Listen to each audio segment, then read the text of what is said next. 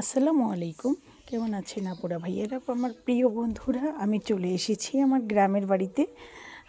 গ্রামের বাড়িতে এসেছি, ধানের কাজ চলছে, ধান কাটা মারা হবে। তো আমরা এখন সবাই পুকুর পাড়ে, আমার গ্রামের বাড়িতে দুই পাশেই আমাদের খলা। খলা মানে খুলি, ধান মেলে দেয় যে উঠানটাকে, ওটাকে আমরা খলা বলি। তো পুকুর পাড়ে এই পাশেও দিয়ে দেওয়া হয়েছে, ওই পাশেও দেওয়া হয়েছে। তো আমি এখন ওদেরকেই সময় দিচ্ছি। কাজের লোকরা সবাই মিলে ধানের কাজ শুরু করে দিয়েছে।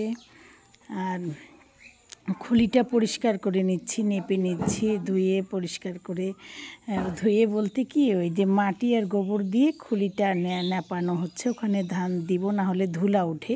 কারণ প্রথম ধানটাই আমার উঠছে, অন্যান্যদের পরে উঠবে, এখনও সবার ধান ওঠেনি।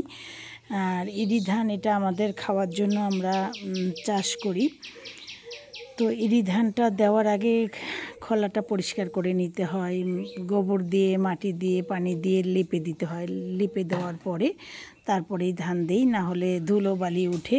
তো প্রত্যেক সিজনেই আমি এসেছি, শীতের সিজনেও এসেছি। আর তখন তো ছিল জিরা ধান উঠে গিয়েছে, উঠতে উঠতে আবার এখন চলে আসছে যে আমরা যে ইরি ধান, এটা ইরি ধান বলে। তো সেই ইরি ধান ভাতের জন্যই আমরা করছি। আর এই তো সব কৃষক যারা কাজ করে, ওরা নিয়ে আসছে ধানের বোঝা। আর এখন তো মেশিন দিয়ে ধান করা হয়।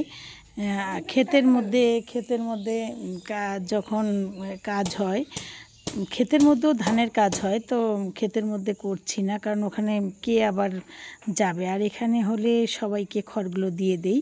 তো এই তো পুকুর পাড়ে বসে আছি, সবাই আমরা বসে আছি, ভাতিজা, বউরা, আমরা সবাই বসে থাকি। গরম, প্রচণ্ড গরম। গরমের মধ্যে পুকুর পাড়ে এলে অনেক শীতল আবহাওয়া, আপনারা এলে বুঝতে পারবেন। আর যারা গ্রামে থাকেন তারা তো জানেনই। আর এখানে হচ্ছে ধান এখন নিয়ে এসেছে, মারছে। আমরা শুধু ভাতের জন্যই করি, 1 বছর ভাতের জন্য যে ধানটা আমাদের করা হয়, ওইটাই করছি। তো ছেলেরা সব কিছু ঠিক করে দিবে, মহিলা মানুষ করে না, ছেলে মানুষই করে। তো নেটের মধ্যে, পলিথিনের মধ্যে বিছিয়ে নিতে হয়। তো এই তো অবস্থা।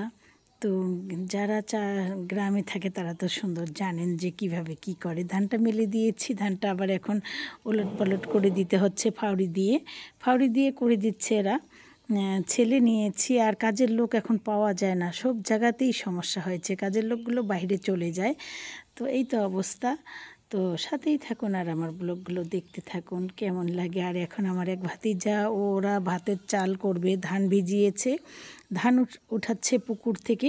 আর আমরা তো ধান সিদ্ধ বাড়িতে করি না, আগে যখন গ্রামে ছিলাম তখন কাজের লোক নিয়ে করতাম, এখন ব্যাপারীকে দিয়ে দিই। এই ধানটা আমি যখন শুকিয়ে অর্ধেক ব্যাপারীকে দিয়ে দেবো, অর্ধেক রেখে দেবো ঘরের মধ্যে। আবার যখন সিজন টাইমে এগুলো আবার করব, সিদ্ধ করতে দেব। কারণ 6 মাসের চালটা করে নিই, আর বাকিটা আবার যখন চাল শেষ হয় তখন আবার ব্যাপারীকে দিই, ওই ব্যাপারী সব কিছু করে দেয়। তো এই তো অবস্থা। তো বসে আছি। আর সবাই আমার ব্লগগুলো দেখবেন, ভালো লাগলে জানাবেন। আমি আমার গ্রামের সিনারি তুলে ধরার চেষ্টা করি। আমি যখন বাড়িতে আসি, আমরা কোথায় যাই, কী করি, কোথায় খাই। আর বাচ্চারা সবসময় ভিডিওতে আসতে চায়, অনেক বাচ্চারা। তো এই তো বন্ধুরা, তো সবাই ভালো থাকবেন।